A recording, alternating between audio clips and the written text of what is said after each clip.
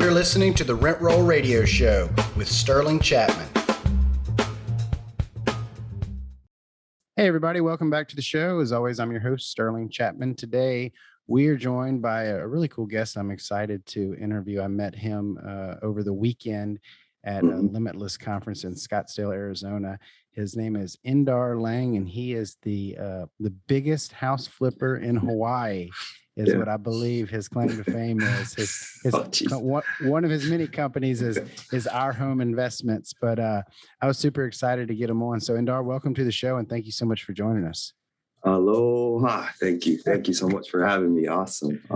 Yes. So can you tell us your story, kind of where you got started and what you're doing today in the business? Yeah.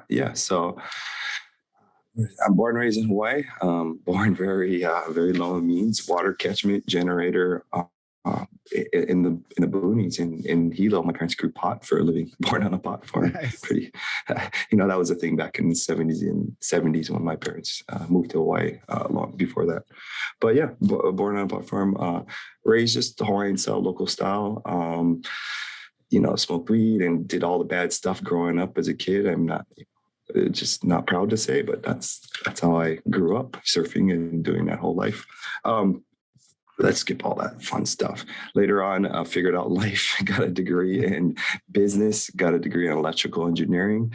So great degrees. And, anyone out there who's in that W-9 world, that's great. And you can make a lot of money with your degree. But for me, there was a top to that. There was a limit to that. The W-2 world, you're going to have a limit to what you can make. So I noticed that really quickly. Electrical engineering, you make great money, 2, 3, maybe 300,000, which is great. But I want to have more than that. I want to do more. I want to have more. And I started realizing a lot of people who were millionaires or had a million net worth had real estate in their portfolio. Did real estate, had real estate, whatever. The word real estate was attached. Sure. And I started diving deeper in. And I realized right off the bat that a real estate agent would make 3% of the deal. I didn't want to be the guy making 3%. I wanted to make the 97% of that deal. And so I started pushing to learn more, speed it up even some more. Bought our own house, kind of lived in DIY'd ourselves, little condo in Hawaii, probably as big as this room behind me, 500 square feet for $200,000. It's tiny in Hawaii. It's, Hawaii's a different animal on its own. Bought that, lived in it. At that same time, my wife pushed me into one of those flipping programs. This was 2013, I think. And we joined up. Which one was it? It was Fortune Builders at the time. We joined up with that. Yeah. My first little deal that I went to, they came to a local hotel. Yes. They were flipping Baton Rouge, and it ended up being them. It's there's a lot of great ones out there, and it was great for me at the time. They just helped for that beginner, helped me start out, and they're very, very expensive. So I had to really go for it and dive on in, and I would work all day. At the time, I was, after an engineering job and all that, I worked for my dad's construction company, and I was working all day for him and then trying to learn and then eventually flip at night.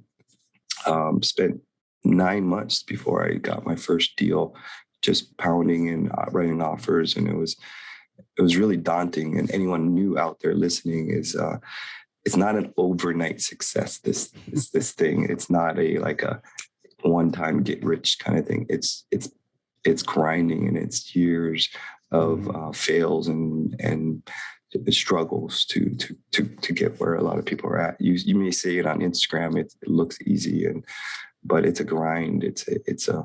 I was working a full-time job and staying out until 10 o'clock at night, Friday, Saturday nights, just learning, writing offers, whatever it may be, putting in the work. And it was hard. It was hard that first 9 months because spent $35,000 on this program, and I wasn't getting a flip.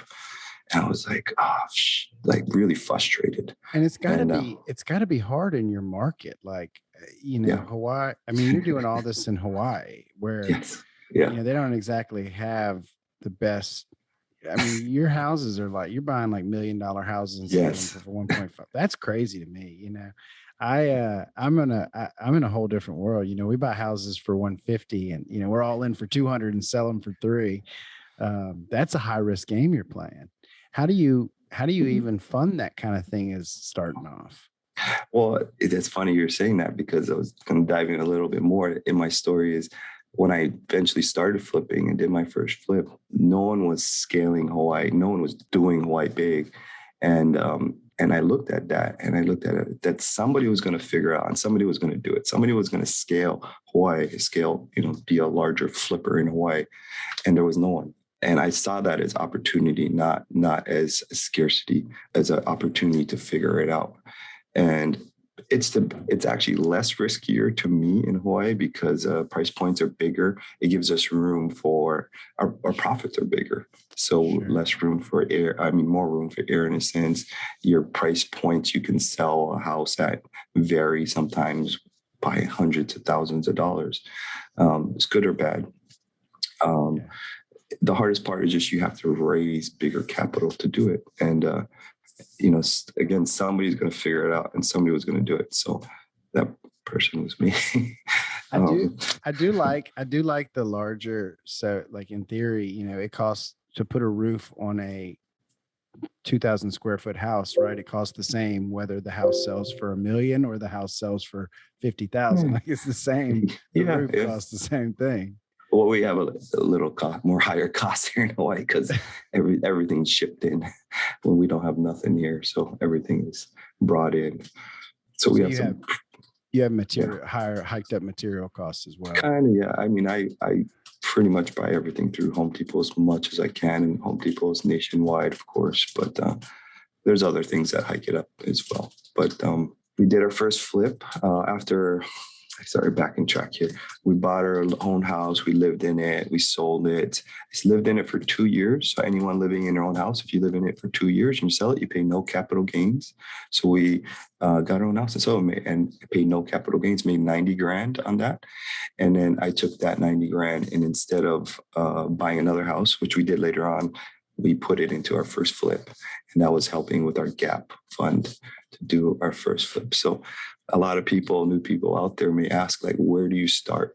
For me, I tell people the best place to start, if you can't either wholesale or just go to the bank and get a loan. And whatever the bank gives you, if the bank gives you 100 grand, go buy something for 100 grand. The best place to start is get free bank money. I mean, bank money normally is cheap. I mean, we're still in the 5%. So guys, that's still cheap.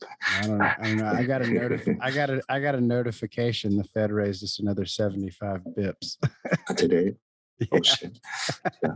When I bought that house back in 13, I was at 5.5, but that was 5.5% back then.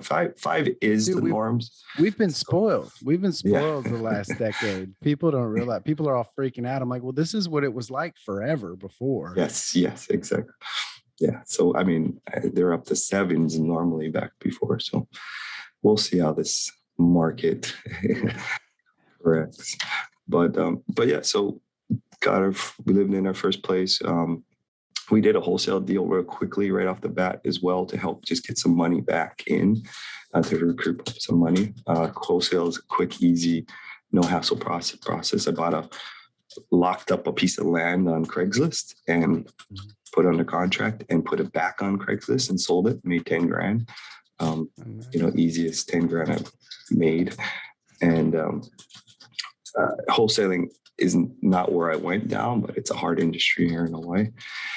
And then from then on, we just took on project after project, 1, 2, the first year, 3, 4, the next year, and we kept on growing that. And I would take on the hardest projects in the hardest areas that no one wanted. Waianae was like the big outskirts. I would go out there and I would find properties that just were tore up, ready to fall through the floors. And we were jacking up homes and changing support beams, the ones that no one wanted. And to me, again, somebody's going to do that deal and somebody's going to figure it out.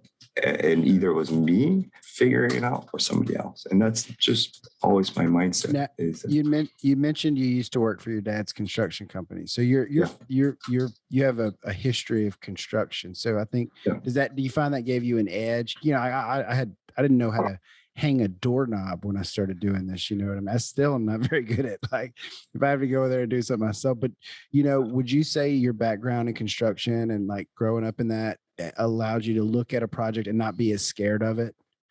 Yeah, I mean, any kind of education, any kind of thing, that over somebody else, of course, can help you. I'm not going to say no, but it's not as important as you would think. The more important part of the deal is finding investors, finding a good deal.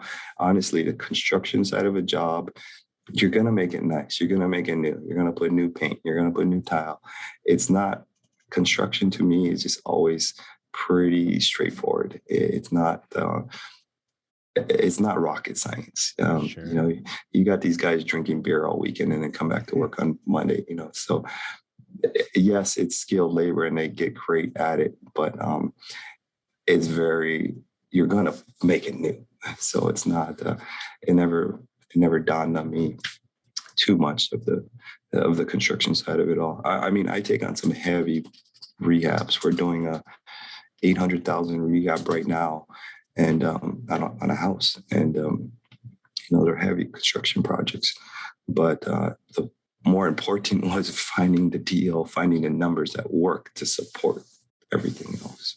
Sure. And So what does your typical project look like? What are the numbers typically? I mean, we do some really high end stuff. I think we just bought a 2.2.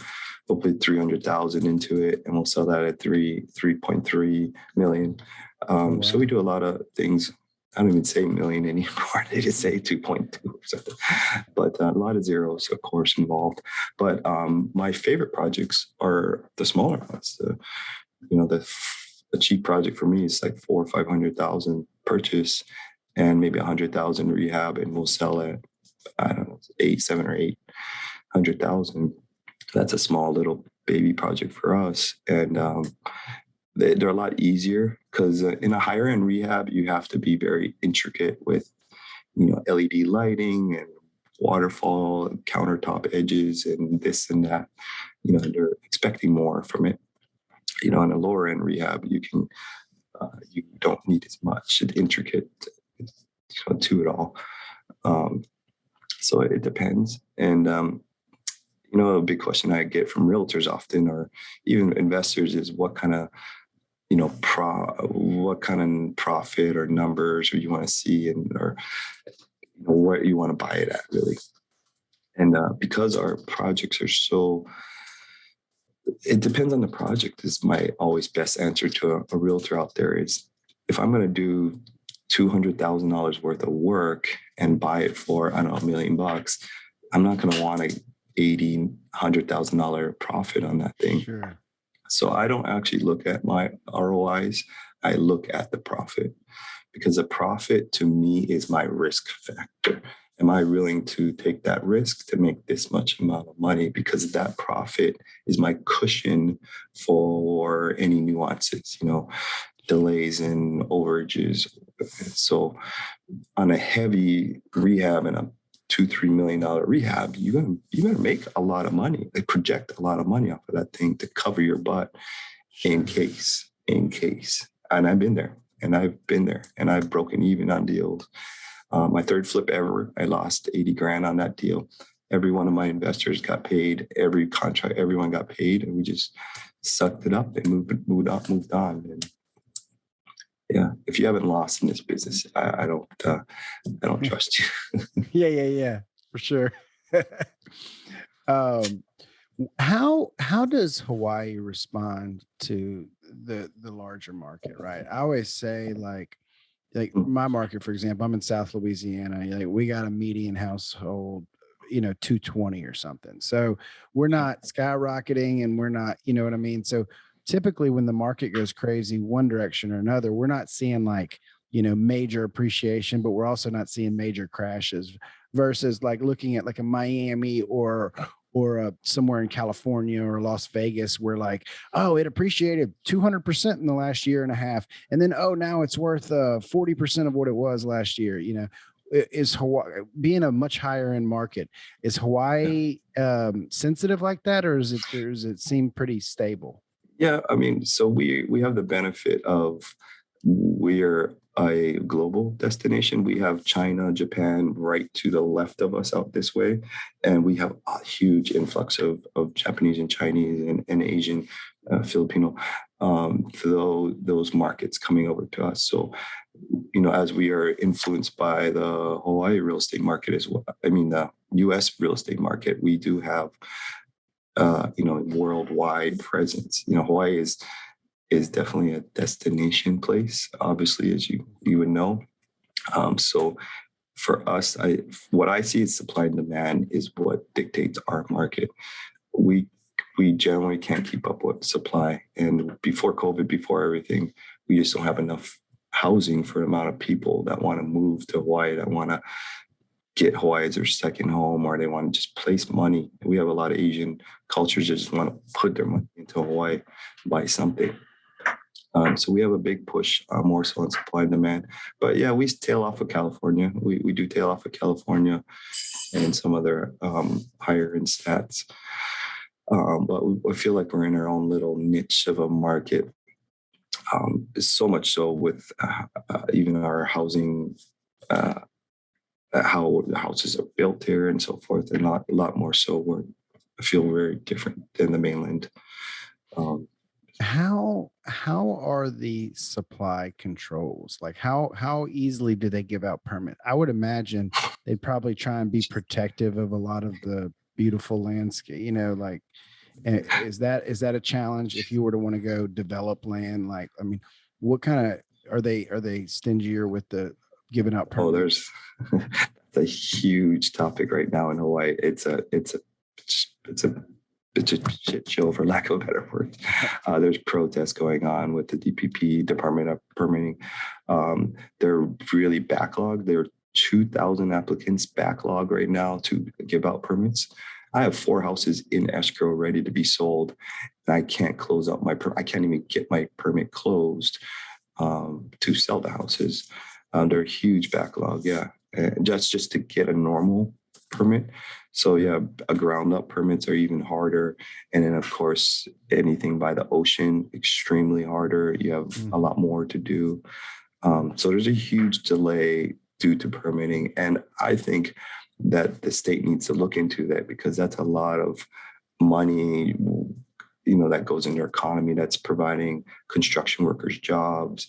The real estate in general industry, we provide so much industry, agents and escrows and the countless people that is affected through a real estate, transaction, construction transaction.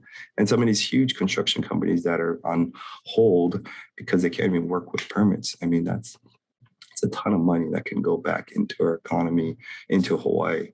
And I don't think they see that side of it all. But yeah, I'm having huge troubles with permits. I hate.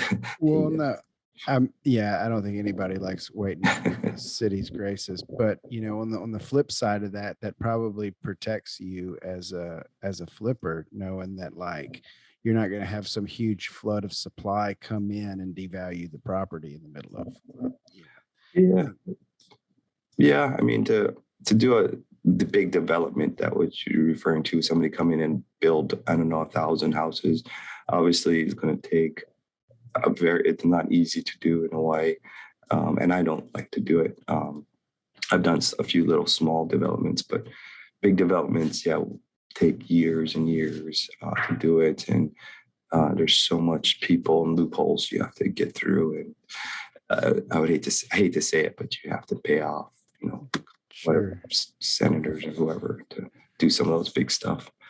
So has your business evolved from just flipping? Are you doing developing? I think in Scottsdale, you told me you were doing some multifamily projects now. Yeah, yeah. So we are doing a ton of buy and hold and keep some burrs. We have a ton of single family, and we have a multifamily. We have a multifamily in Pennsylvania, and we're working on two other multifamily deals right now. And we essentially treat it like a flip.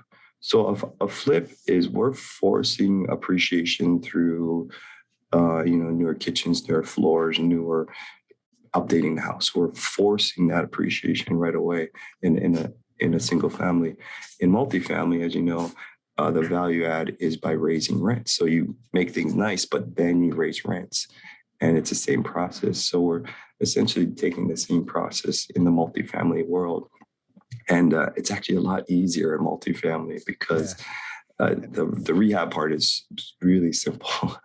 Every It's I love hearing you describe it that way. That's how my investors always like it clicks for them. So when I'm trying to explain what we do with the apartment complexes, they're like, "So you're flipping it?" I'm like, "Yeah, we're just spending 5 years to do it." yeah, exactly. And that's what that's what the syndicators do. I mean, the 3 to 5 years is they have to. That's when they make their money is on the sale, um, and it's great money, of course. But you have to sell something to make it to make Yeah, that money. And yeah. So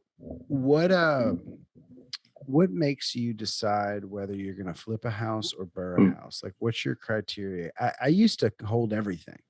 yeah, And then now it seems like this year I'm flipping everything. And people are like, well, how do you just determine what you're gonna and I think a lot of it comes down to cash flow. But I'll tell you, the interest rate environment's not helping, right? Everything cash flowed last year when I could get 3.5% debt, but now it's 7.5. I can't get anything but cash flow. So I'm just selling it all. I'm a guilty at that guilty pleasures of at the beginning when I just wanted everything now, and when I first started flipping, I was just focused on flipping because I wanted money now, and I seen the instant gratification, the instant I want it all You got now kind addicted to fast money. of fast money exactly, and then not only until maybe 3 years back that I decided, man, I got to start keeping some of these. I got to start keeping for the kids, for generational wealth, for the tax benefits, and just for the side extra cash flow.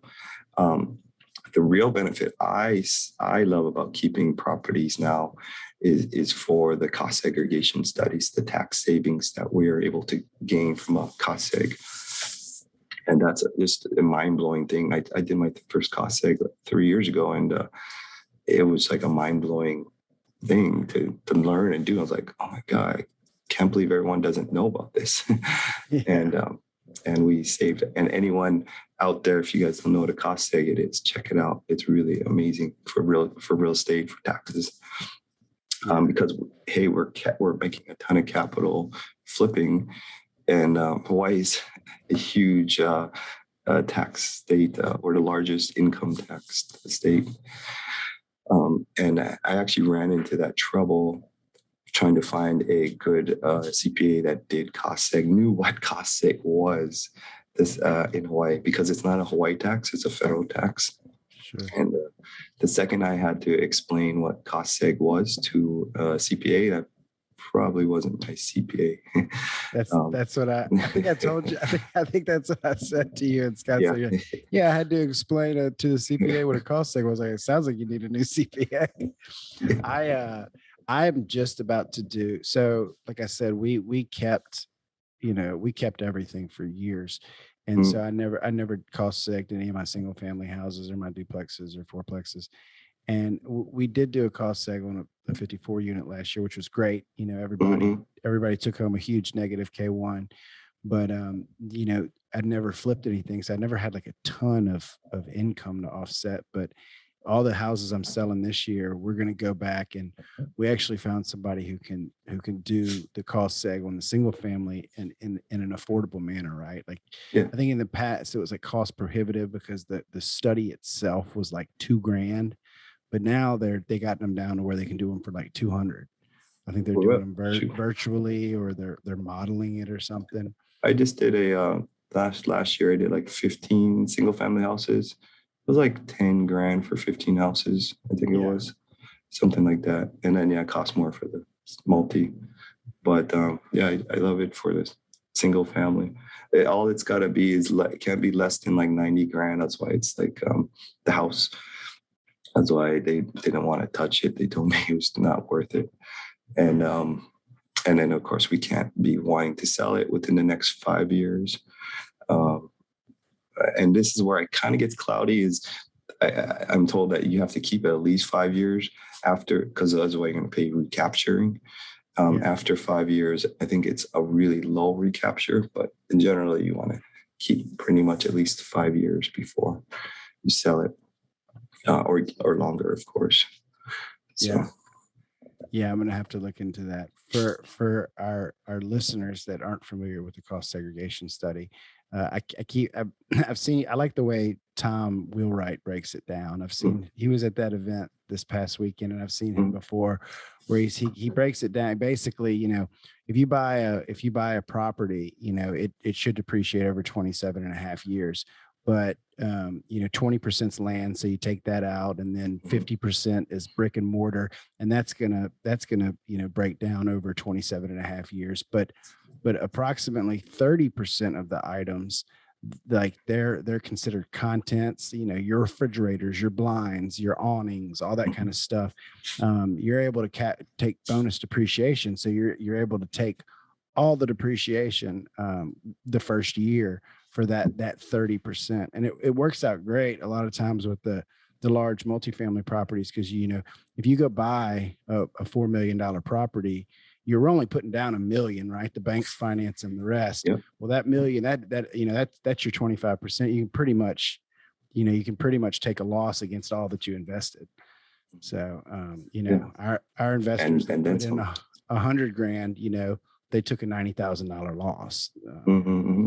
And sometimes, like you said, it goes over.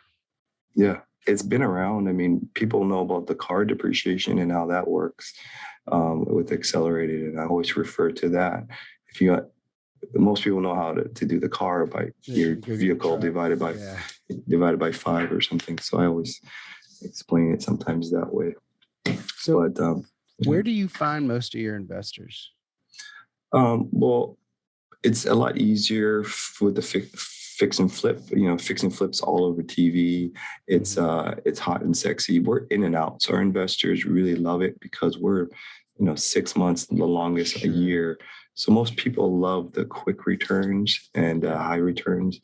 I pay a higher rate than all the other flippers around. In doing so, I know I suck in more investors to stick with us or come over to us.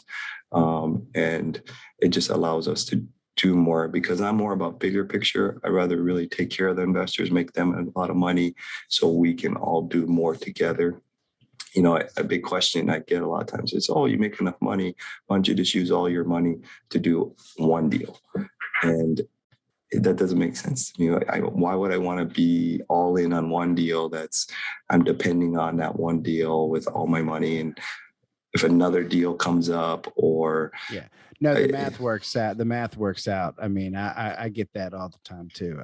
You make way more, especially with investors at a fixed rate, and you're making, and a high fixed rate. I pay a high fixed rate. I always tell, because you're right. People like the quick return, right? I'm like, hey, I mean, you can either lend me money and I can flip houses with it and give it back to you in 6 months or a year, or you can invest in this apartment, you get your money back in 5. And they're always lean towards the quick money. And I try and I'm like, dude, there's a reason that I am investing all my money in apartments and borrowing money from you at this rate, But I think it's a mind, people want to see it. A lot of people have that conceptual thing about cash. Like I want my pile. I want to hold it. I want control of it, so I don't lose it. It's easier to explain a house flip too, and the syndication model. Talking about IRR and all that kind of stuff. And in a flip, it's very straightforward of what you're going to do, and we're going to buy it for. It's they're watching TV shows on it, so it's not like everybody gets it. Yeah. So I want to hop over to our radio round real quick, just to let our listeners get to know you a little bit better. So it's just 3 quick questions. The first one is, what's your favorite book? I've been on Bigger Pockets and a lot of podcasts, and the number one answer I know is, of course, Robert Kiyosaki's Rich Dad Poor Dad. But I want to break everyone's mindset. It's don't stop reading. You're reading too much. Everyone is a great reader. You're listening to, the books on audio. Go and do. Action is the greatest book of all. And I think that's the one thing that separates, successful people in this business is taking action. What is a quote? Ready, fire, aim, ready, whatever it is. Ready, fire, aim. Yeah. Ready, fire, aim. Yeah. So, and that what that code is talking about is to go do and figure it out later. And I often do that a lot. Is I will just take the action right away from little things to big things. Yeah. And take the job and then figure it out. Yeah. So don't read the book, go do it, and then read the book after. That's my answer. No, that's great. That's great. So the next question is, what's your favorite quote? There's a numerous great quotes out there. I guess the one I was just saying is somebody's going to do that deal. Somebody's going to figure out that deal, either you or somebody else. You make zero or you make something. And that's my mindset. If you're willing to figure it out, do it. If not, somebody else will. And I always think of it that way. Yeah. And what's your favorite thing to do outside of work? Paddle canoe. I paddle between islands. Nice. I take a canoe, 6-man, 1-man canoes, and we paddle between islands and races. And we used to do it for fun. Been working way too much now lately, but getting out in the water. Grew up surfing and diving and hunting and fishing, and I love being in the island, in the islands and on the water. Paddling a canoe between islands is pretty amazing. So awesome. It's pretty spiritual. So, are you making any changes in your business with the kind of rocky economic things we got going on at the moment? Yes. So I think the huge changes we're going to make right now is not what you're going to think I'm going to say is we're actually going to push. We're going to buy. Dude, me too. I was thinking that this morning. I want to lean in. I want to lean in. Yeah. I think a lot of people are going to be howling back, and there's going to be a scarcity mindset. So I did the same thing in 2019 and really made a killing then. And 2019 was a recession. We had 2 quarters of the GDP dropping below zero. And that's what we're about to have right now. We're having 2 quarters of the GDP dropping negative. And that's what makes a recession. And we'll be conservative on our ARV, on our numbers, and we'll be a little conservative on how we analyze a deal. But I think there's going to be so few houses on the market for sale. I mean, people are not going to be selling their house because they don't want to go through a new interest rate maybe, or, so if I have most of the houses for sale, then I should be well off. And the flips, we generally buy so low anyway, that are great. So I think, once everyone starts buying again, you're almost too late. So you want to be buying before everyone else starts to buy. Absolutely. Because you want to be selling them. And how can our listeners find out more about you or get in touch with you? Awesome. Indar Hawaii. I'm all over Instagram, Indar Hawaii, Facebook, Indar Hawaii, LinkedIn, and Twitter, and so forth. Or you can text me 808-989-2323 or indar@ourhomeinvestments.com. But go to my Insta, DM me. I love talking to people through direct messages. And I actually love helping people and answering questions. So anyone out there, I'm an open book. There's abundance for all of us. There's enough money for all of us to make money out there. I really want everyone to succeed in life. And message me. I'll be an open book and tell you what, I might be pretty honest with you and tell you that deal sucks. So be ready for it. But I constantly help people and talk to people through Instagram a lot. And I think there's enough for all of us out there. And there's, I want everyone to succeed. I would love for any new person out there just to do one flip and to make something, out of it all. Yeah, I love it. I love it. I love it. Indar, thank you so much for joining the show. I'm about to go follow you on Instagram right now, and I'm glad we got a chance to chat. and I Yes. can't wait to come visit you in Hawaii. So Yes. I'll Come let you down. know when we can I get got a out ton there. of Airbnbs, and I got the turtle cars going with them and all that great stuff. Awesome. Well, Yeah. we'll definitely look forward to keeping up with you on your journey. Yes, right on, Sterling. Thank you so much. Thanks for tuning in to the Rent Roll Radio Show, brought to you by Crestworth Capital. We hope you enjoyed the show, and if you did, please hit the subscribe button and leave us a rating and review. You can also visit us at crestworthcapital.com or rentrollradio.com, or follow us on Facebook at Rent Roll Radio or at Crestworth Capital. If you would like to reach us, feel free to shoot us an email at info@rentrollradio.com or sterling@crestworthcapital.com. We hope you come back next week to join us on some more of our journey. Until then, happy investing.